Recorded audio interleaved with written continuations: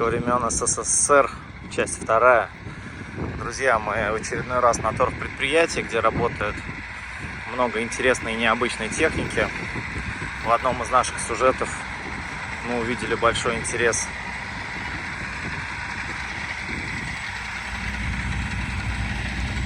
к данным работам и решили продолжать снимать для вас контент.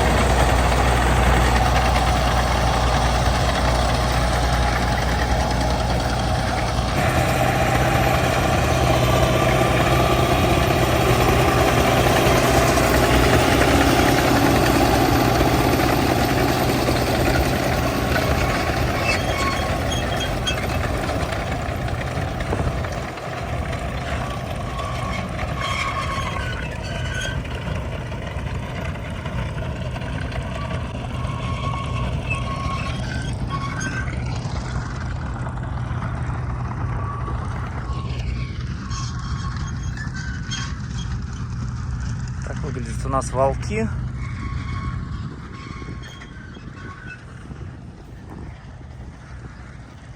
По которым идет эта машина. Собирает их в прицеп. И на противоположном конце поля это все выгружается. Сейчас покажем, как происходит выгрузка.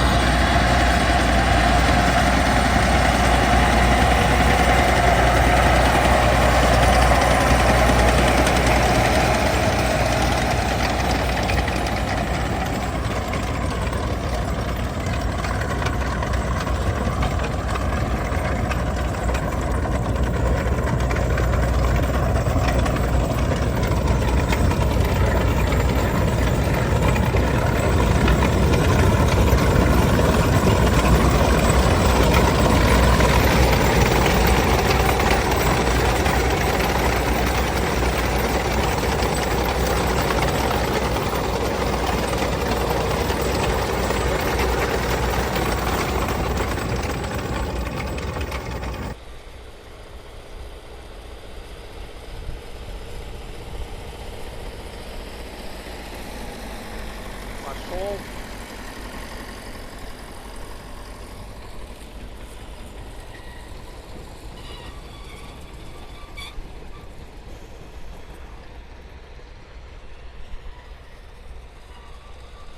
Ждет, ожидает. Вся рожа и одежда в торфе уже.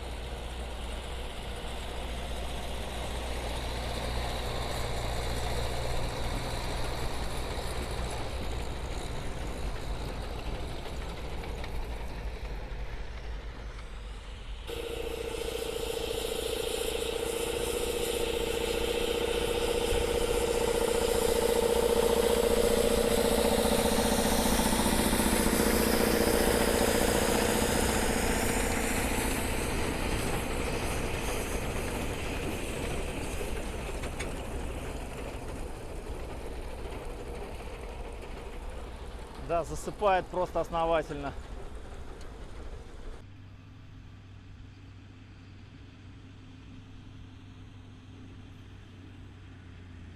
Фрез-барабан от финской компании Saucony. Фреза называется Mary Pit. Фрезерует верхний слой торфа.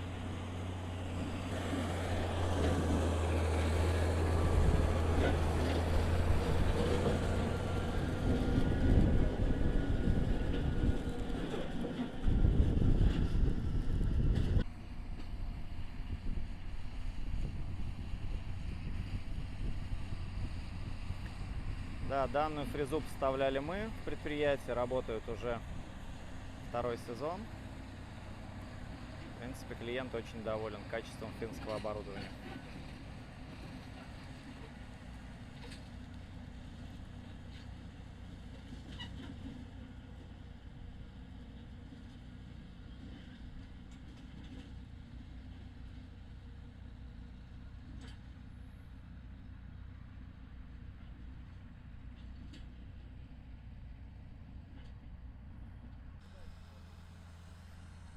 Так, это у нас, друзья, волкователь на базе трактора Беларус 1221 на спарках.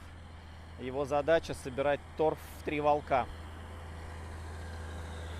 То есть он готовит для данных машин торфосборщиков волки. Самостоятельная сваренная конструкция. Вот смотрите, у нее на выходе получается 3 сужения,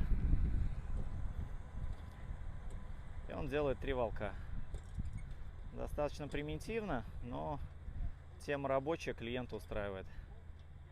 Ну да, он здесь вот по идее вообще ничего и не собрал. Где-то он сделал волок более-менее, да? Неплохой, но кривой, да? Центральная часть, она такая разбросанная. Не до конца сформировано. Слушай, сейчас он в другой карте проедет и посмотрит. Вот соседний.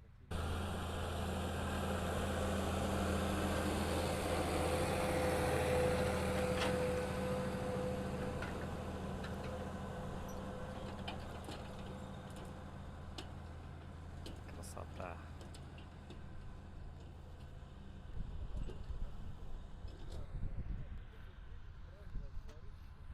Вот такой вот сформирован волок в количестве 3 штук, который будет сейчас убирать уже торфоуборочная машина.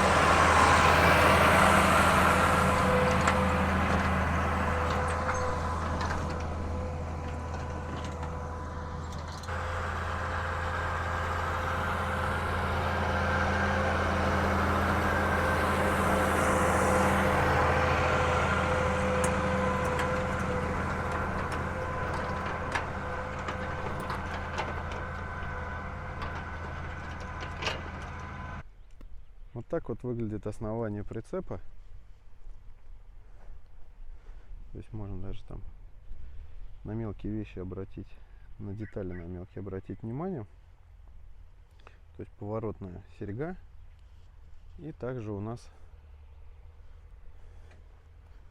идет вот из труб сваренная рама, и к ней уже гусеницы-катки.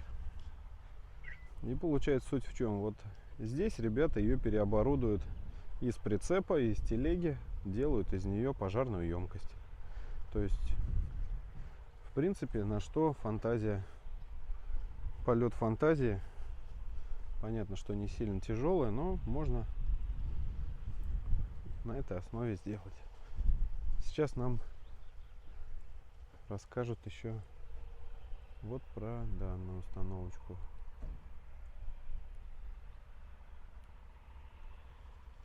А здесь вообще место рембазы. То есть ребята тут ремонтируются, у них тут инструмент, куски металла, железа, сварочное и прочее оборудование для ремонта. Сейчас посмотрим, что у нас вон там спряталось. Видимо, что-то уже либо негодно к работе, либо то, что восстанавливают. Ага. Видно, что уже много раз все заварено, переварено. Это похоже на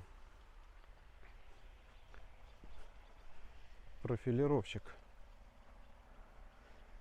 ПТМ-22А.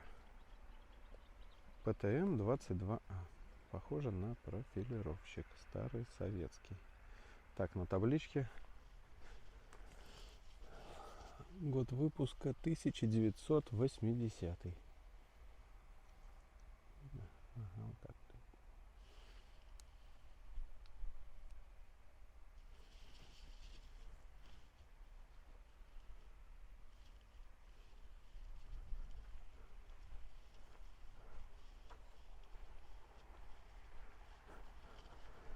А это вот какие-то ковшики маленькие. Транспортировать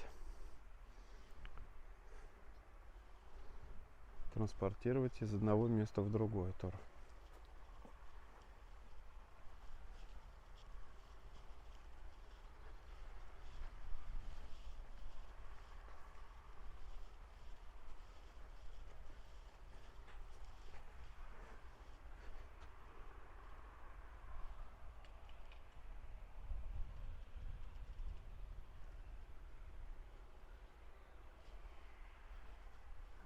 Ага, она складывается.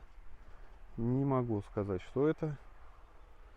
Ребят, давайте подсказывайте в комментариях.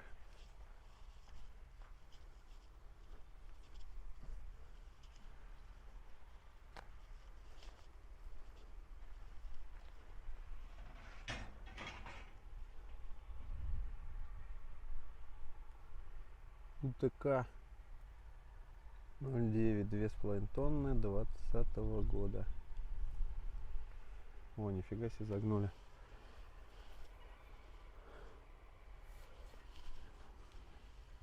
Сильно.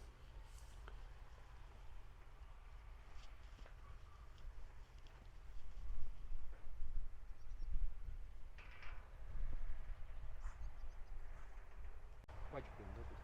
Ну, для нее носитель нужен, но если она на 40 углубляется, у нас ЧТЗ, да?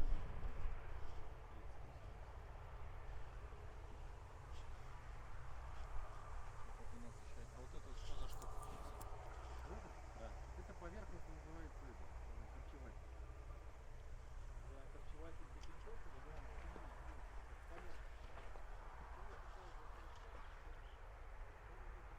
да? Это кастомный самодельный прицеп на портальных колесах. Но он не эксплуатируется сейчас.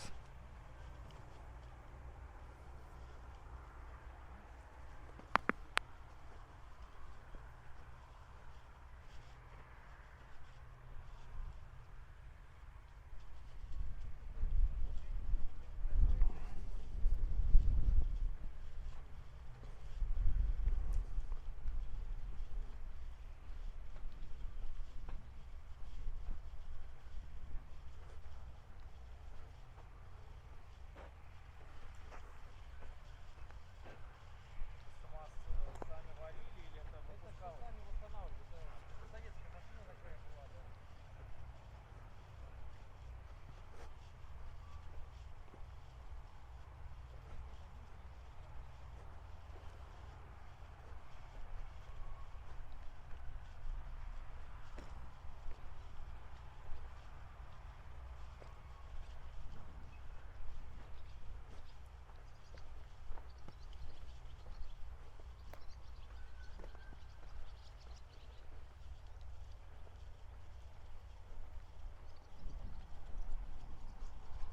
Опасная штука.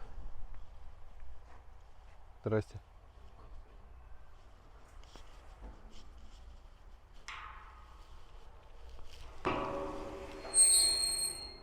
Острый.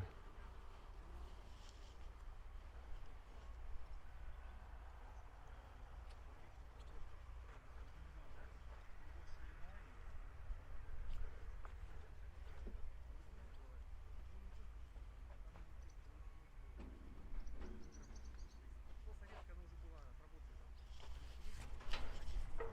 Экспериментальный. Да, экспериментальная. Но все равно На вас мелочь принял. бывает.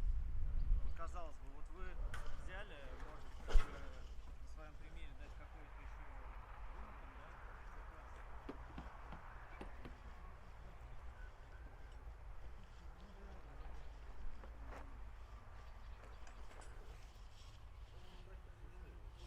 Шпильки потеряли.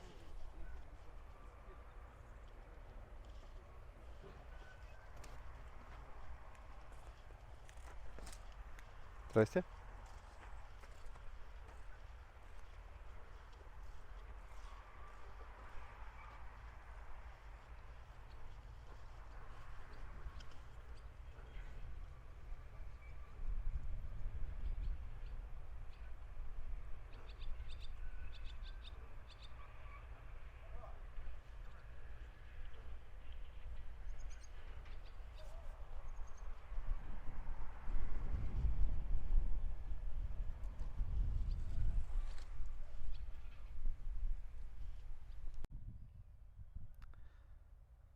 Такая вот телега для перевозки торфа на гусеничном ходу.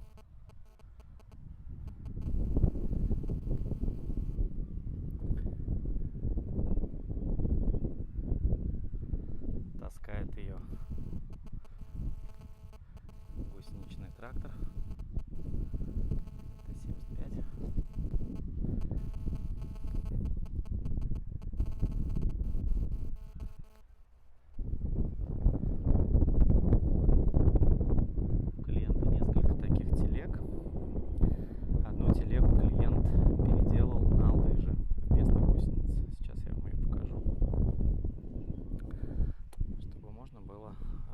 зимний период.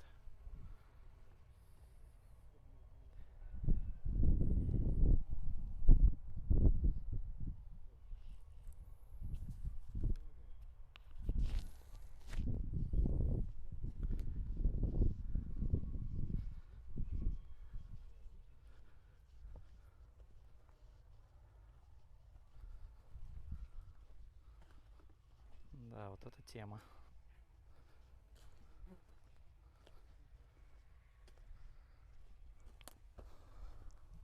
Так выглядит сварная конструкция.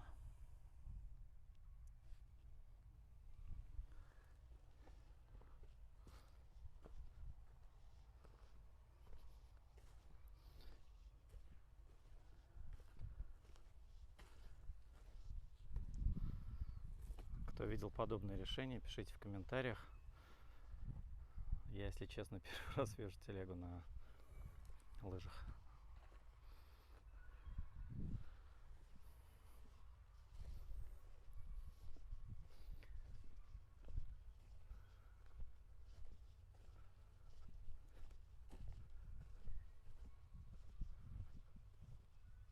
Профилировщик, который мы снимали, да? Большой. Сегодня профилировщик в работе не участвует.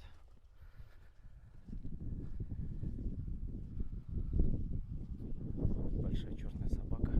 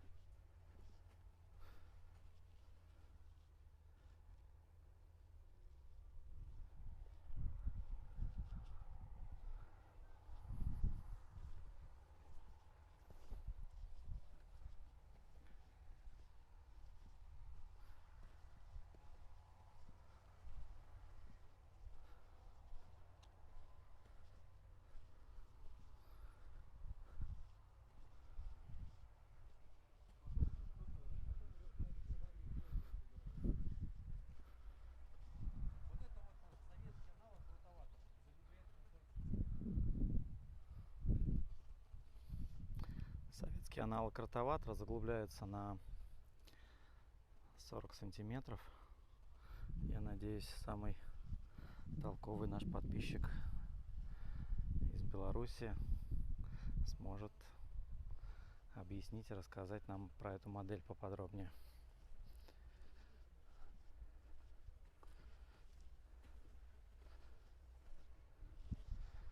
Заглубляется на 40 сантиметров. Интересно, какой носитель нужен под эту установку, потому что если мы рассматриваем серию фрез Mary Crusher, Mary Pit с заглублением до 40 сантиметров, там нужен носитель от 250, желательно под 350 лошадиных сил. Идентификационный номер. О, есть даже шильдик. МТП-44А, 1988 год. Ну что, техника 80-х живет и используется нашими клиентами. Все-таки в России умели делать, если дожила до наших дней. Все это покупается на развалившихся торгпредприятиях, восстанавливается и запускается в работу в рамках данного предприятия. Вот это вот гитара, да, то есть вот то, что я показывал, длинная машина, то есть На караванчик, да? да, на караване больше, да. Вот ее сварили, да, то есть частично. Это тоже вот детали оттуда же, да? Да, это детали как раз. Как он там назывался? Не караванчик, а... Нет, это караванивающая машина, так и называется. А караванивающая машина, да? А мы прочитали, что это был штабелировщик. Штабелировщик. Штабелер. Штабелировщик. Ну, караванщик, возможно, это какое-то в простонародье название.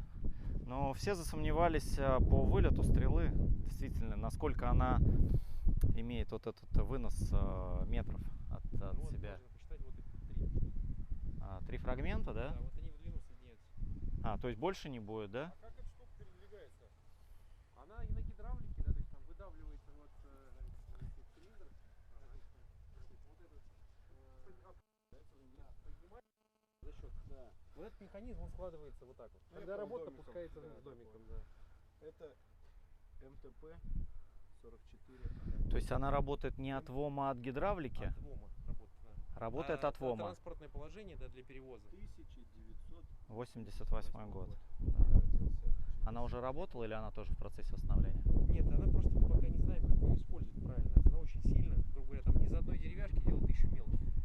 Поэтому мы пока не разобрались, да, то есть там пока приостановили работу. Чтобы не заглубить, ну, залежь на 40 сантиметров очень сильно пачкаем, да, то есть там. Но для нее носитель нужен, если она на 40 заглубляется, это у нас ЧТЗ, да? ЧТЗ 130. ЧТЗ 130. Так, это у нас еще... А вот это вот что за штука, Алексей? Вот это? Да. Это поверхность называется корчеватель. Для корчеватель для пеньков или для чего? Не, корчеватель. Поверхностный, да, он называется. То есть его цепляют за 75-ку, да, то есть там он идет. То есть принцип такой, вот звезда, она, грубо говоря, как это, в угол пашет идет. Как только выпадает пень, да, то есть она его поднимает. И для того, чтобы машина продолжила, нужно дернуть было за рычаг, да, то есть прокручивается на одну звездочку вниз, да, то есть переходя, грубо говоря, перешагивая пень, и дальше продолжает, да, то есть там заглубляться там на 10 сантиметров. Это называется быстрое, да, поверхностное корчевание. То есть да. без какого-либо заглубления или заглубление за счет вот этих вот... За счет звездочек заглубление на 10 сантиметров, поверхностный корчеватель пней. Работает с тракторами ДТ-75. Это сами варили или это выпускалось? Советская машина такая была, да. Советская машина, но восстановленная. Здесь стоит один цилиндр гидравлический, должно быть их 4. На каждую звездочку отдельно, чтобы не прерывать. Ну, здесь получается направляющих-то у нас 5 звездочек. Значит, 5 звездочек, значит 5 цилиндров должно быть, да? Должно быть, чтобы они по очереди поднимались. Блин, это значит гидравлика должна быть какая-то, да? Да. Серьезно.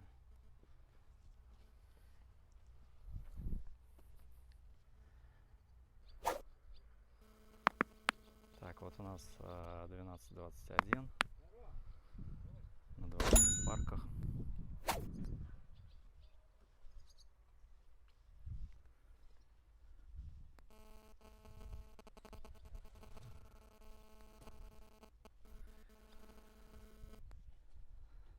Цепляется к трактору, имеет бункер, в который собирается древесная растительность, остатки пней, веток крупных на таких вот металлических катках. В задней части у нас барабан с такими иглами, ежик. Накалывает такой материал. Материал попадает в бункер и в конце поля выгружается. Минус данного агрегата в том, что он имеет маленький бункер по объему и достаточно быстро забивается. Сейчас наш клиент приобрел два таких оригинальных накалывателя с большой шириной захвата. В ближайшее время приедем, их подснимем, потому что вот этот накалыватель, он сделан здесь в единственном экземпляре экспериментально для данного клиента. Из него хотят очень много денег производители. А те накалыватели, которые придут в ближайшее время и будут сюда доставлены, они выпускались в Советском Союзе, имеют другую ширину, и о их преимуществах мы вам попробуем рассказать при следующем посещении клиента. Отснимем материал их в работе, посмотрим, какая новая техника появилась у клиента, что удалось восстановить Сейчас в восстановлении находится несколько машин. Это корчеватель пней, караванщик или штабелировщик, кто как его называет. Я думаю, что третья часть будет интересной.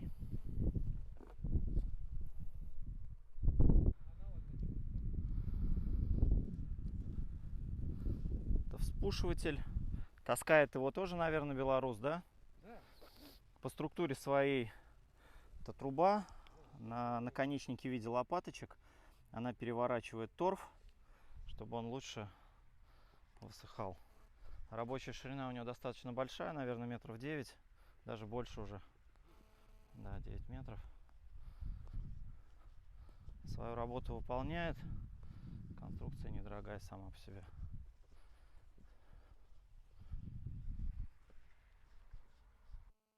Уборочные машины, что на прицепах. То есть модель гусениц на прицепе и на носителе разная. Да, разные. Они все какие-то Здесь облегченные, имеется в виду, они по массе другие, да? Да, они легче, но шире у них площадь, то есть там, чтобы не тонули. Немножко странно. Трактор, наверное, весит тяжелее, чем прицеп. Прицеп же нужен для перевозки торфа, поэтому вы... Вот то, что нам этот писал подписчик, Нелидовский завод торфяного машиностроения. Тоже 1983 год. Эти машины там делались. Да. И они, я смотрю, где-то нарощенные борта. Они уже были с завода шли, да? Они съемные, да, везде съемные. Снимаются. Вот здесь, грубо говоря, у нас люди идут, то есть перед тем, как когда есть возможность взять людей, да, то есть берем разнорабочих, они собирают пень, чтобы машины, кто собирает торф, чтобы машины не ломать, идут и пень складывают в телегу. Ну, естественно, им кидать высоко, поэтому специально снимаем. То есть они вообще абсолютно одинаковые, да, эти две машины? Ничем не отличаются, борта все съемные. Эта машина специально предназначена для перевозки пня. Не торфа даже, а пня. Именно пня, да. Вот которые с нарощенными, потому что объем больше. Да, они вот эти все машины, что это, что та, это все для пня разработано. А торф перевозить как? А торф уже возят, да, то есть там вообще торф возят, да, то есть там уже либо, да, то есть уборочными, естественно, собирают, а дальше увозят в специализированную технику, потому что это же гусенично, она бегает только по... Так его отсюда с поля торф как вывозите? Вот он в куче лежит. Как? Зимой машина заезжает. Специальная, да? Как специально? Обычная или...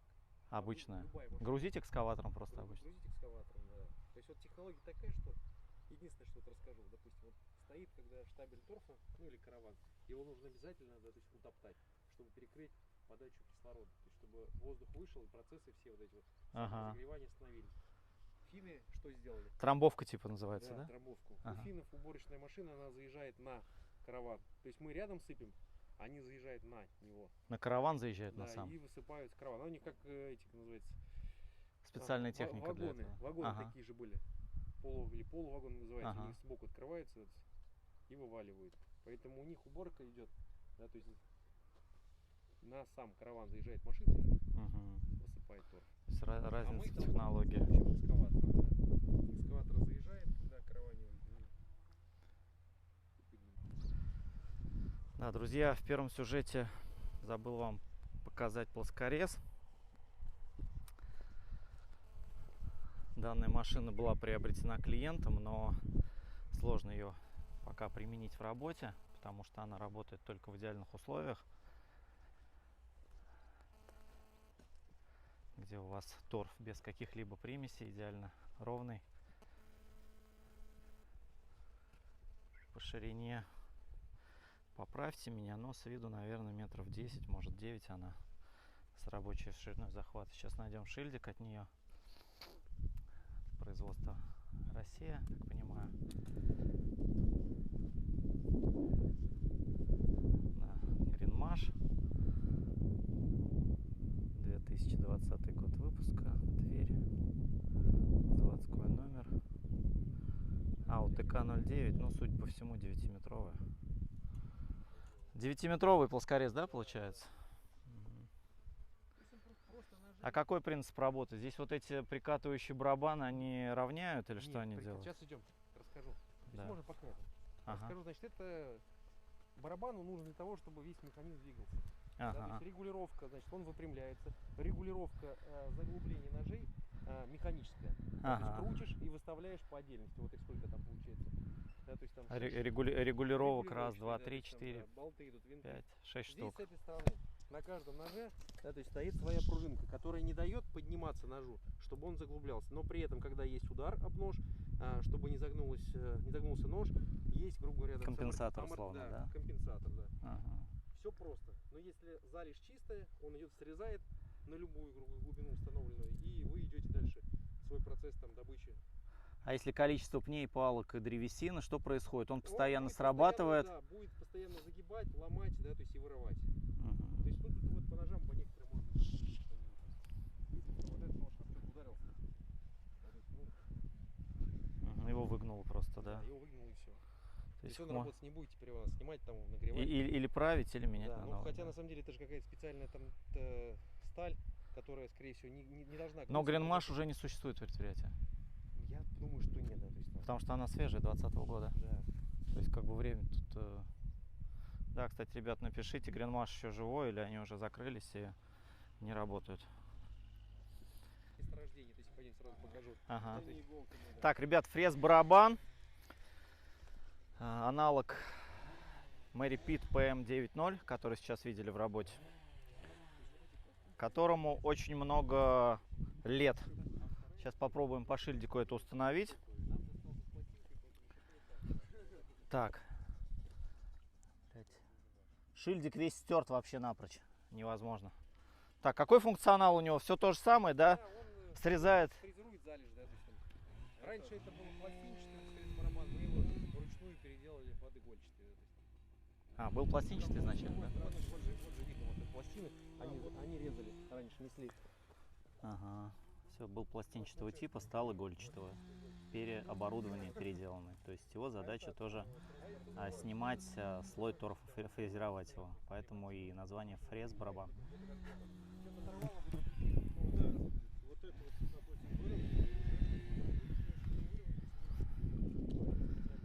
До нашей фрезы Mary Pitt работала эта установка, она по качеству клиента не устраивала. Сейчас просто лежит в резерве в случае, если сломается наш финский фрез-барабан.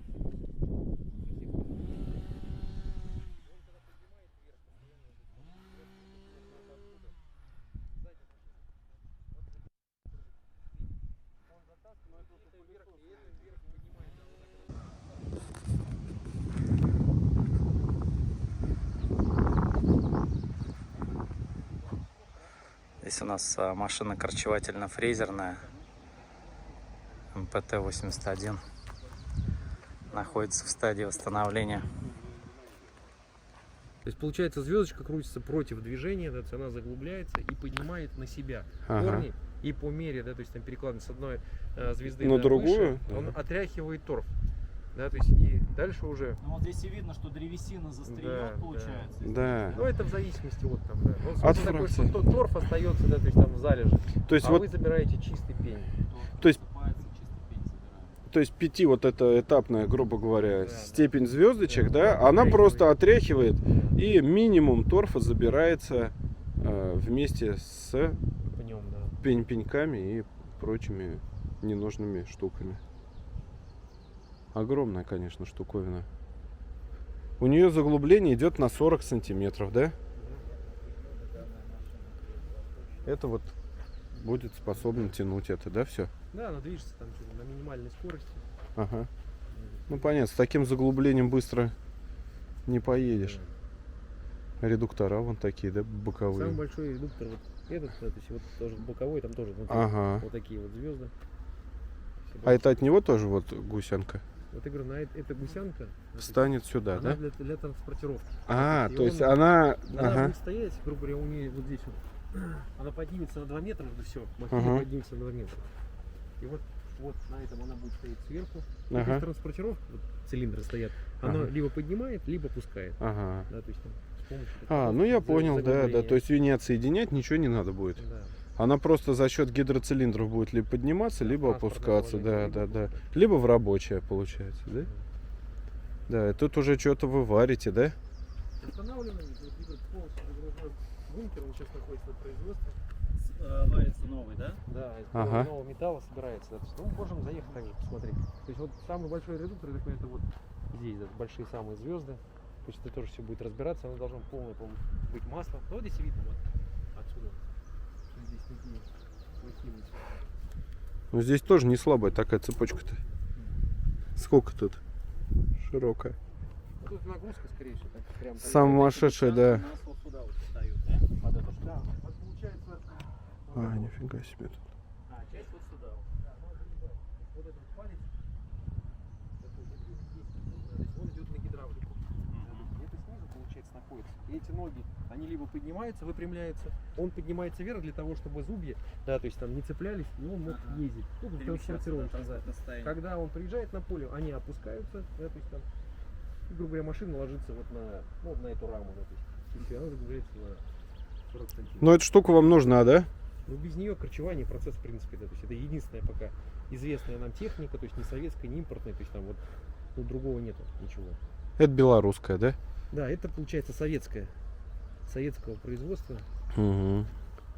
Рабочая ширина у него не маленькая, да? Больше 3 метров получается. Ну, я думаю, что да, 3,5 где-то так метра. Ну, конечно, у вас, наверное, нет задачи на 40 сантиметров заглубляться. Нет, мы будем заглубляться именно на 40 сантиметров. На 40? То есть, ну, процесс, очень дорогостоящий, да, то есть, и, грубо говоря, сколько таких нужно машин, чтобы потом повторно по этому подготовить, месту да. идти, да? Лучше один раз Да, сделать. это проводится там раз в 3 года. Процедура, да, то есть вы зашли, подготовили и переходите на следующие этапы. А так получается нужно каждый год заезжать. То есть он там солярки живет, я не знаю сколько, тракторов. То есть, При работе с таким оборудованием, да, да. То есть все это очень дорогостоящее. То есть себестоимость торф, естественно, вот, зависит от предварительных мероприятий. Прекрасно. Ну, как мы хотели вот попробовать. Ну, основное это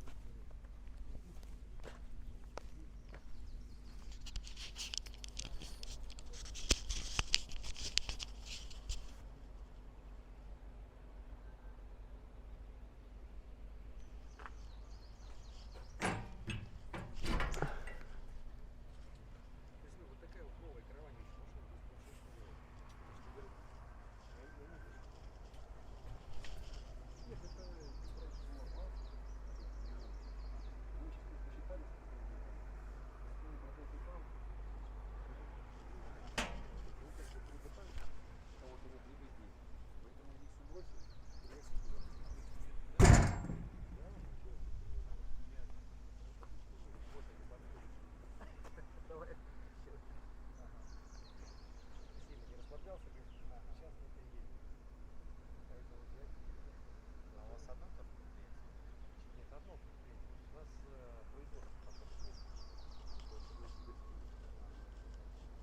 это добываем, пока вот тут никак не разберемся.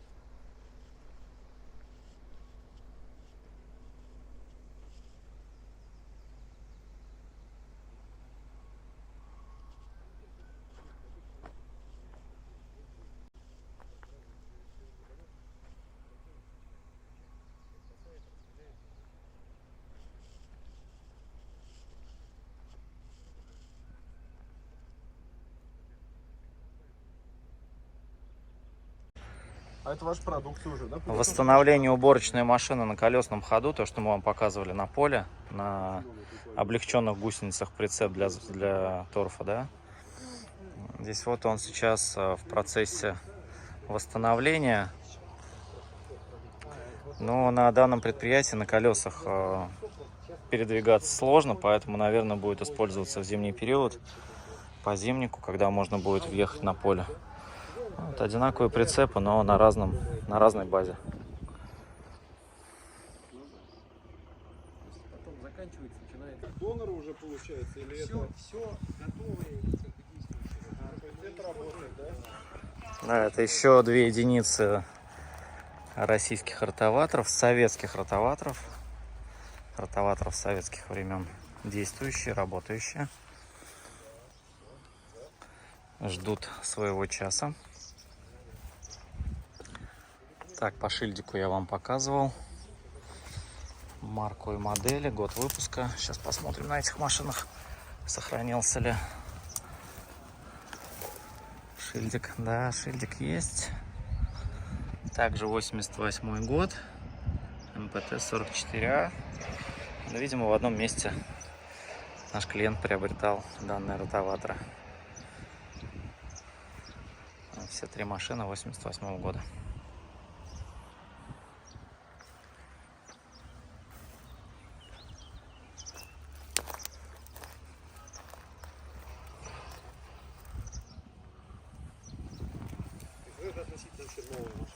Ну да, вот это вот, в принципе, это 88 год, свежая. Та тоже, по-моему, была 88 год на поле. 89-й, да. 89-й? Ну, тут ничего даже не варено, ничего не было. Она все время простояла на улице. Случайно ехал где-то в Тверской области. Ага. У человека стоит на улице, возле дома. Ну и за какие-то вменяемые деньги народ продает, да? И выбросить жалко, да? Ждет своего часа. Это расслаблено за счет этого радиуса, он очень сильно раскручивается. Он его просто разгоняет до такой степени, да. Ему все равно какое там дерево, он все. То есть они, вот карта расположения этих грибочков, они, ну, не угол имеют определенный, да? То есть на какой-то скорости что происходит? Они цепляются за древесную, за грунт, да, корневую растительность и просто выдирают их из земли. Но у них небольшой вылет, то есть они небольшое заглубление дают на зацепление. Да, ну вот так говорю, например, ну вот так вот она заглубляется, машина работает, вот так вот. Ну до середины, да, то есть здесь каток получается сколько, 80 сантиметров диаметр катка, на 40 сантиметров до своей оси. Заглубляется, да. Ну да, свежее состояние достаточно. Да, кто-то себе приобрел в хозяйстве, стояло около частного дома в деревне. А41, да. Алтайцы. Так, ДТ-75 с двигателем А41. Вариант с кондиционером. Как работает здесь система кондиционирования, получается? Туда вода наливается, да? Да, В заливает бак. ведро воды, да, то есть там, да, и он, засасывая пыль, смывает пыль, получается, осаживается в воде, да, то есть и прохладным воздухом Дует. да, дует на воду, да. Бак для воды. Здесь у нас через эту трубу, да? Через Да, патрубок да, засасывается пыль, воздух, оседает в этом баке. Вода постоянно холодная, да? Ну, заливает ведро воды, грубо говоря, то есть ему до обеда этого воды ведра хватает, да, то есть она не остывает, да, то есть. И от того, что бак с холодной водой, здесь какая-то прохлада в кабине создается. Пыль оседает, да? Прохладная вода, да, воздух. Ребят, это уникальная система вообще. В Советском Союзе можно было все придумать. А есть